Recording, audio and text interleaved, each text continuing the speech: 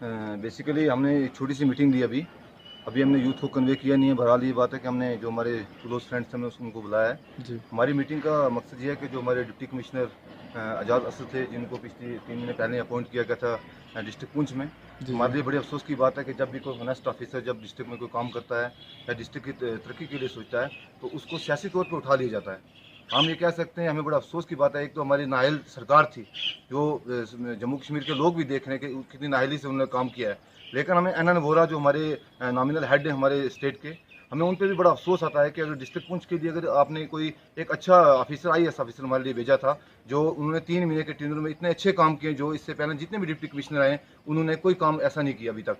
बड़े अफसोस की बात है, हम एनएन वोरा से अपील करते हैं अपने गवर्नर JNK स्टेट के से कि प्लीज़ हमारी रिक्वेस्ट है कि आपने जो ये डिप्टी कमिश्नर का ऑर्डर जो ट्रांसफ़र का किया है, आप इस ऑर्डर ट्रांसफ़र के ऑर्डर को वापस ले लो। हम नहीं चाहते हैं कि स्टेट के अंदर, एक तो पहले हालात बहुत क्रिटिकल हैं, तो हम ये चाहते हैं कि स्टेट के अंदर एक पीसफुल माहौल बना रहे और हम अपने डिस्ट्रिक्ट पुंछ की डेवलपमेंट चाहते हैं। तो हमारे लिए हमारा ऐसा ही डिप्टी कमिश्नर हमें जिसकी ज़रूरत है। हम आपसे अपील करते हैं एनआर वोरा डिप्टी कमिश्नर साहब से कि प्लीज़ आप इनकी जो ट्रांसफ़र है वो रोक दो, और हमारे लिए ज़्यादा हम कुछ नहीं कहेंगे, लेकिन 1 साल के टेन्योर के लिए प्लीज़ आप हमारे जो डिप्टी कमिश्नर असद साहब थे उनको हमें वापस हमारे डिस्ट्रिक्ट में लाया जाए।